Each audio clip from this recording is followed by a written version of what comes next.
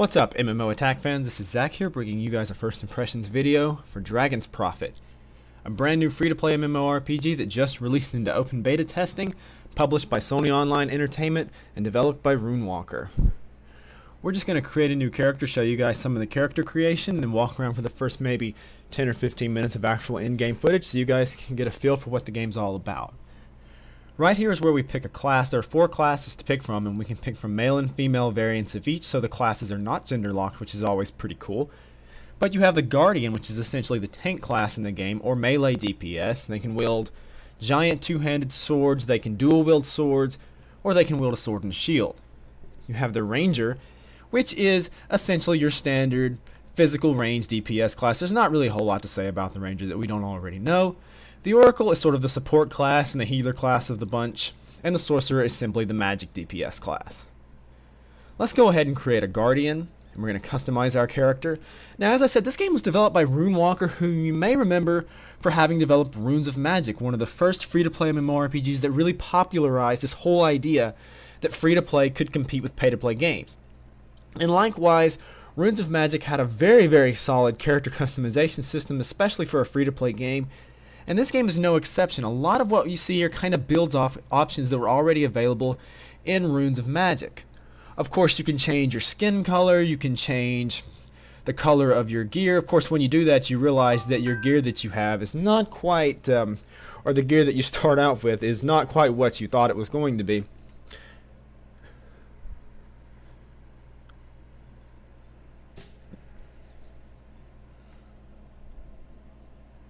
Or you start off here and then you realize that the gear that it showed you is not quite the gear that you're actually going to have when you start the game. But this part kind of reminds me of Guild Wars 2 when you're setting up the color for your initial gear.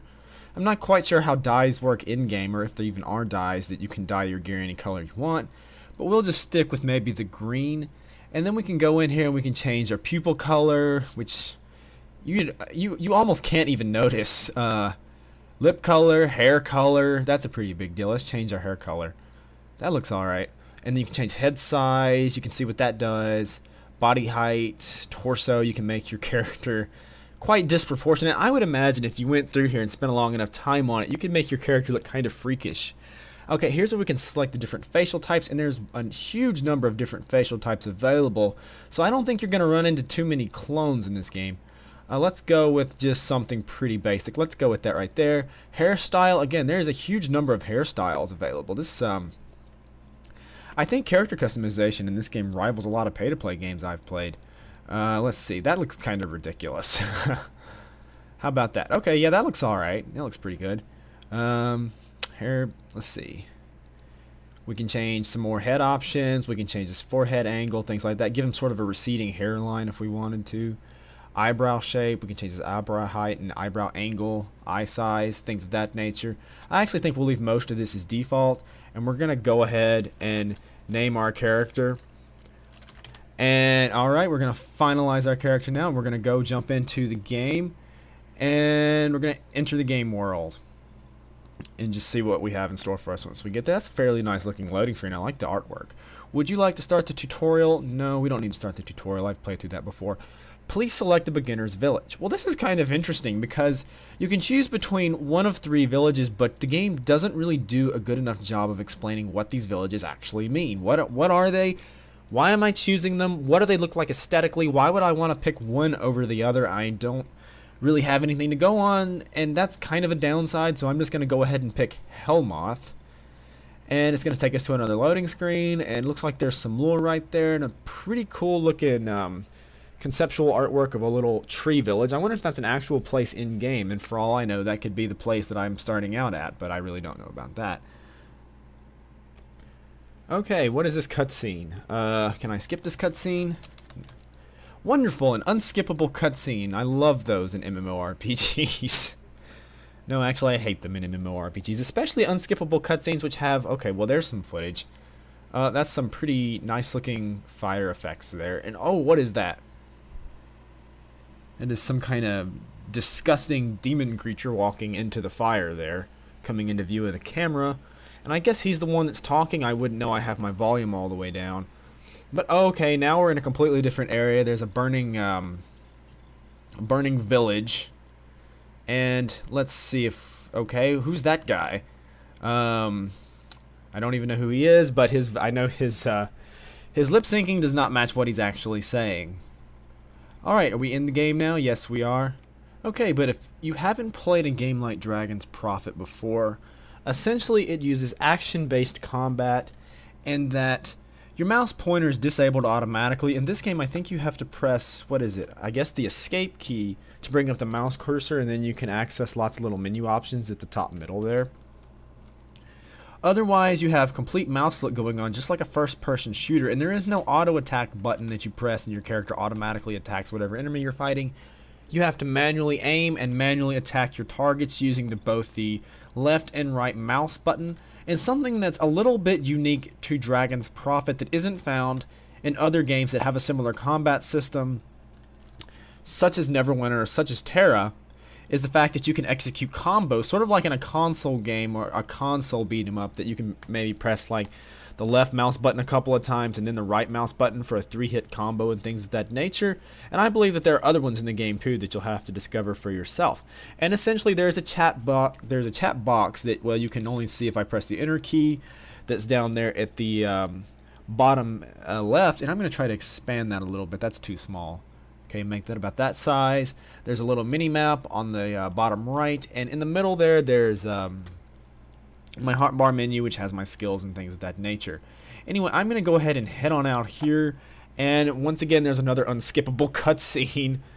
Apparently they got some of these creatures that are attacking whatever village I picked to start the game off in. I'm sure that if I were to get heavily into this game, I'm sure this probably has a lot to do with some kind of a storyline that you're going to have to go through as you play.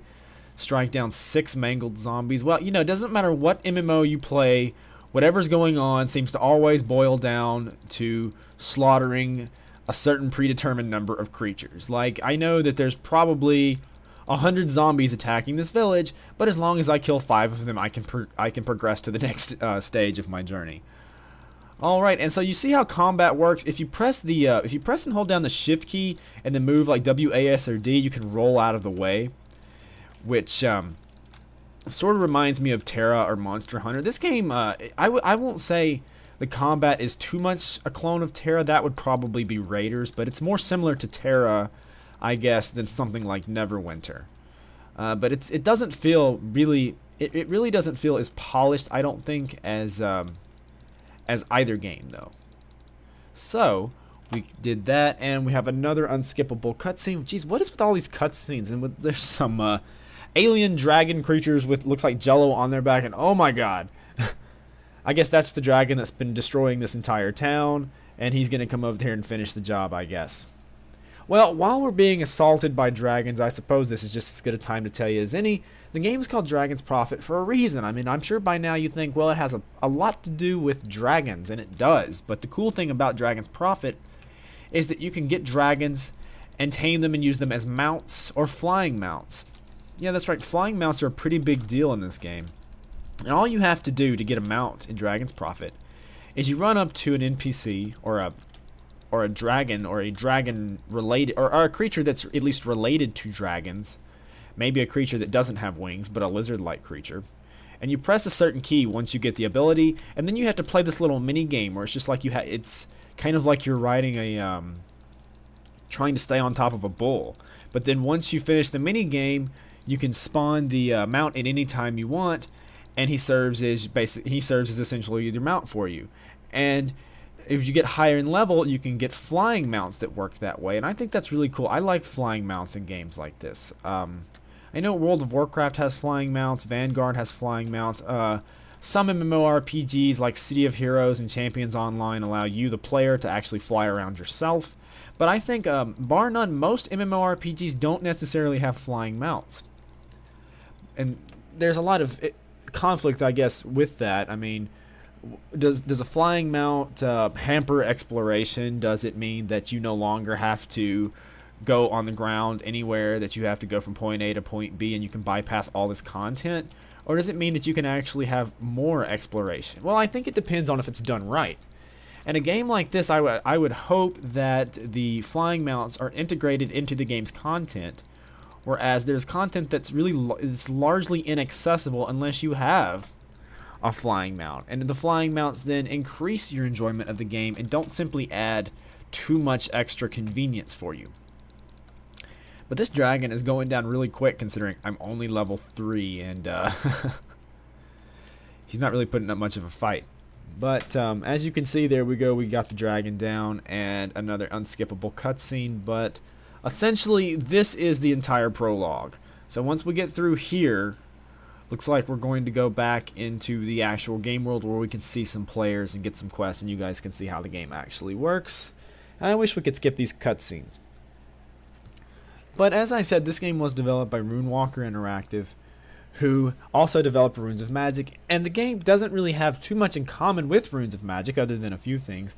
One thing it does have in common is player housing. That's right, you can get a house, you can decorate your house, and Runes of Magic had great player housing, especially even for a free-to-play MMORPG, and I would expect the same thing for Dragon's Prophet as well.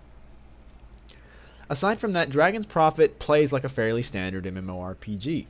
It has dungeons and things like that for in-game content, lots of dungeon grinding, lots of group play, and it's very much quest-based. But it just has a unique aspect to it in the ability to train dragons and the ability to ride dragons, and the art style as well. The graphics are very, very nice, I think, for a free-to-play title, or any game in general. And it actually, you may not be able to notice because of the recording software I'm using in particular right now, but the game actually runs extremely smooth when you're not trying to record anything in the background. Register translocation point. Essentially, that guy right there, the transportation center, that's basically how I can go from point A to point B when I need to. In terms of fast travel, we're going to pick up some quests from these NPCs. Quest progression is not really as streamlined, I don't think, as it is in some other MMORPGs. I'm not sure. Maybe it's possibly because this game is a little bit older, I guess. It's already been out in other countries than the United States, but I'm not quite sure why that is, but it's not terrible. I mean, quest progression is essentially, if you remember quest progression like maybe from pre-Cataclysm WoW or something like that, it's not a lot different from that. It's just not as, it doesn't hold your hand quite like maybe the most new games probably that have came out within the last couple of years, the way they sort of direct you from point A to point B, and it's almost impossible to fall out of whatever path you're on. Okay, so essentially now is the time where we gotta look and see what we have to do. We have to kill we have to get steak from 3 chompers and livers from 3 Austriacs. These Austriacs, these funny looking chocobo type creatures, they don't put up much of a fight, as you can see here. They're just kind of standing there while we whack them with our sword, and then we have to loot them and hope that they have the gear that we want. Let's see, Dragon Shard, Physical Defense. Let's see if we can equip that item. Where is that item? I don't see it. You've obtained a Dragon Shard. You can view all your shards in your shard collection. Oh, okay, we can press B, and it's the 3rd tab. So, let's see. You can embed shards into your equipment under the shard embedding menu, so you press J. And so I guess the shards are sort of like gems in WoW, or augmentations in EverQuest, and that they enhance your gear. Well, I don't think it makes a lot of sense to go ahead and enhance this newbie gear, which I'm probably going to be out of in a matter of seconds. So I'm not going to worry about that. I'm just going to go ahead and start attacking some more of these little ostrich creatures and hope this quest doesn't take too much longer. But yeah, as you can see, I mean, already I'm just now working on some of the first quests, and already the quest progression is a little, I don't know, like I would figure that most of the stuff from the enemies that you fight would drop all of their quest related loot, at least initially. Like you wouldn't have to go around killing all these monsters just to get 3 livers or something of that nature, or 3 steaks or anything like that. So we let's see, where's some more NPCs? There's a fair amount of players around. There's not too many. There's particularly not a lot of chat going on. I'm not quite sure why that is. This game is in open beta, so you would figure that there would be quite a few people checking the game out, but I don't really see anybody.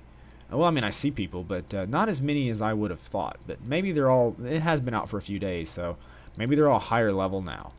As you can see, you level very, very fast. I mean, it seems like about 5 minutes or so ago, I was level 3, but now I'm level 5. I don't know if that levels out maybe later on in the game or what, but let's see. I gotta kill a few more of these poison chomper rats. Gotta kill 3 of these. And essentially, I'm attacking both of them at the same time and killing both of them at the same time. That's kind of cool. So again, you can sort of make attacks AoE even if they're not meant to be, because you don't really have a target. You just run up to an NPC and then you whack it, and if you hit it, it shows their health bar, and if you don't, it shows a different NPC's or mob's health bar. So we've got the red built Austriacs, so we have to get the poison. We have to get one more poison chomper rat. There's regular chomper rats. We could probably, I think we have to kill some of these too, so we're just gonna go ahead and do that.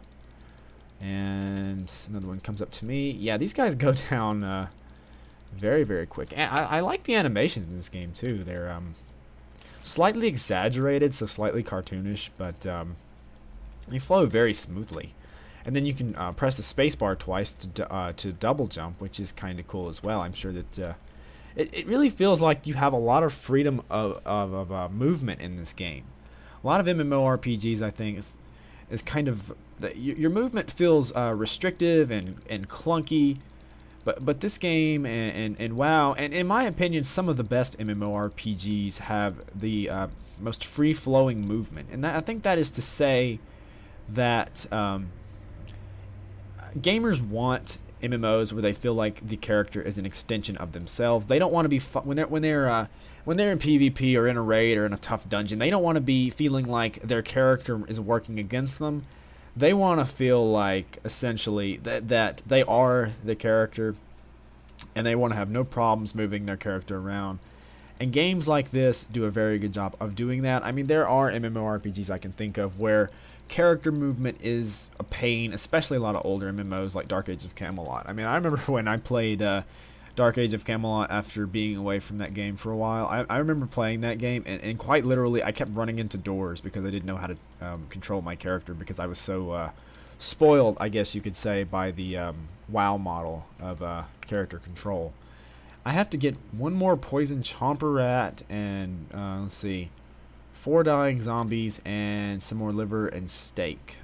So maybe I can get these are red build. I've already killed enough of these red build, but maybe they drop the livers. I don't know. Yes, they do drop the livers. Okay, so we got to kill a chomper now. Chompers are those little rat creatures, and there's a couple of them right there. They're poisoned. But we have to kill at least one more of those anyway, so even if they don't drop the steak, we still have to kill one. So we got that, and let's see, wait, no, yeah, he doesn't, I don't think they'd want to eat after a poison chomper anyway, so let's see, poison chomper rat, poisoned, everything's poisoned, what's going on? You gotta find one more of those, and then 4 dying zombies, and I've went over this before, and I do not know where the dying zombies are located. I mean, it seems like you have plenty of other types of zombies, mangled zombies, wandering zombies, but the dying zombies, I have no idea where they're located. And I mean, if you press M, you can see your mini map, and it shows you, in a roundabout way where you're supposed to be for your quest. But it doesn't seem to help much for whatever reason. All right, so I finished that quest, and we can go ahead and turn the quests in if we wanted to. But let's just go ahead and see if we can find some of our dying zombie friends. Let's see. Are there any over here? Mangled zombie. You see what I'm talking about? I mean, you got mangled zombies. Wandering zombies. Where are the dying zombies? See, there's a zombie over there, another mangled zombie, wandering zombie, wandering zombie. It's just like either they are being killed off by all the players and they have a really low respawn rate, or there's just something glitched about the quest because they are just nowhere to be found. See, there's a mangled zombie. So pretty much I'm killing one of every type of zombie other than the type of zombie that I'm actually looking for. And I mean, I would almost assume that probably there's another whole quest line where you have to go in and kill some of those other types of zombies that we're going to have to miss out on for a while simply because I don't know where they spawn. I mean, it shows me where they spawn, but they're not where they're supposed to be, so there's not a lot I can do about that. So I'm going to go ahead and turn my quest in. Well, we've leveled up a few times, so if we press the C key, we can check out our character and his stats. We have to manually distribute our stat points. And what I like about this game is you can hover over the ability attributes, and then you can see what they do. Like ferocity increases critical hit chance and critical damage. We're gonna raise that by a few points, and then constitution is your maximum health, and then strength, of course, is your melee damage. So we're gonna go ahead and click confirm and confirm that. And let's see, we get some new gear from that quest NPC there. We can press B key to open up our inventory and go ahead and insert our brand new pants and try to find another NPC who's sitting around right there. Talk to her, see what she has to say. And we're going to get some boots from her. Again, press the B key to get the boots. There we go. And I kind of like the boots I had on before, but oh well. And you see, now here's the problem. What do? You have to kill the 4 dying zombies, but they're just nowhere to be found. Let's see, we can press the K key to bring up our skills window, but we don't really have a lot of skills right now. We do have the capture dragon skill, which is what I was talking about in terms of if you wanted a mount, but we don't have access to that particular. We're not to the point in the game yet where we're going to be running across dragons, but that does happen fairly early into your gameplay. Probably within the first hour or so, you will actually get access to a dragon mount. It'll be a basic dragon mount, a dragon mount that doesn't exactly fly around, but it's pretty cool nonetheless that the game already prepares you for a mount. So you can tell that this kind of thing is a pretty big deal in the game. The mounts themselves.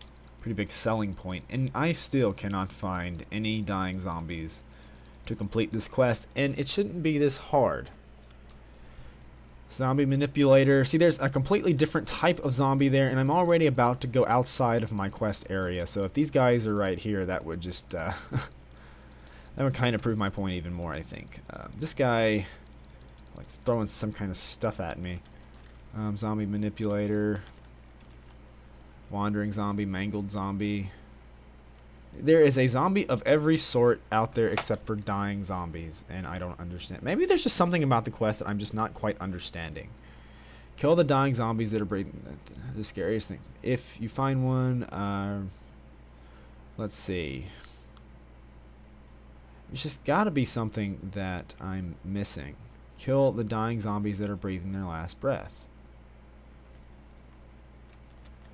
Huh. Well, maybe there's something I'm supposed to click on the ground.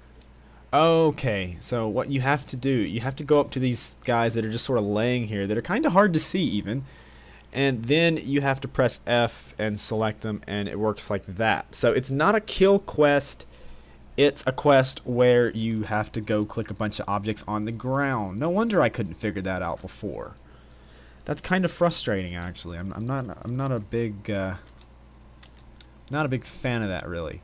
I think that's a little bit more confusing for a new player than it ought to be, and especially again because it's kind of hard to see those guys lying on the ground. They don't just pop out like they do in other games. But we're almost completed with this quest. We just got to get one more, and there we go. So we've got that down, and we're gonna go ahead and turn in our quest. So we're gonna run to here. And the art style in this game, if you've ever played something like Panzer Dragoon on the Sega Saturn or the Xbox, it kind of reminds me of that in a sense. The game, especially with the game being with such a heavy emphasis on dragons themselves. So we have a new skill, active or some kind of what did it say? I need to press the K key to take a look at it again. Dashing slash.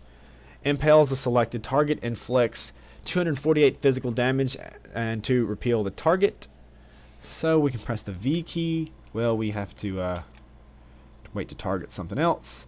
But like I said, yeah, we have to kill 3 zombie manipulators now. And there's a guy walking in on his flying mount, so that was kind of cool. So we have to walk out, and hopefully we can find a zombie manipulator somewhere. Press the M key, and they're way down there, though, so that's the only problem. Let's see. Looks like they are over this way, and I think there's one right up ahead. Oh yeah, yeah, they're all over here. I killed one of these things before, but let's just kill this guy real quick.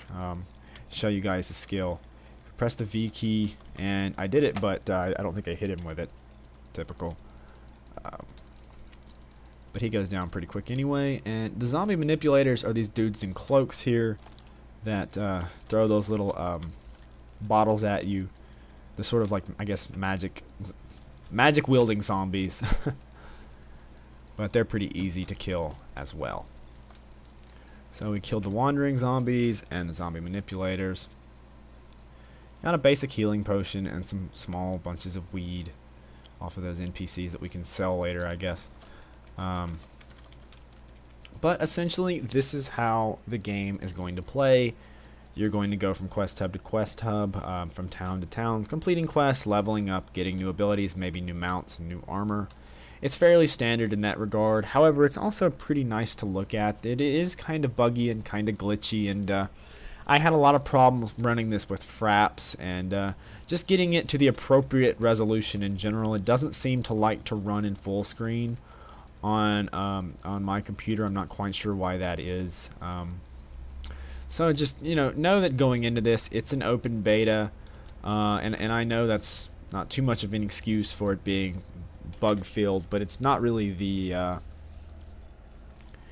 it's not the most polished experience you're gonna have. But I think you could do far worse when it comes to playing a free-to-play MMORPG. So if you guys want to check out Dragon's Prophet, head on over to the game's official website. If you want to learn more about MMOattack.com, head on over to our website. Check us out for more MMO gaming news, reviews, opinions, giveaways, and other awesomeness.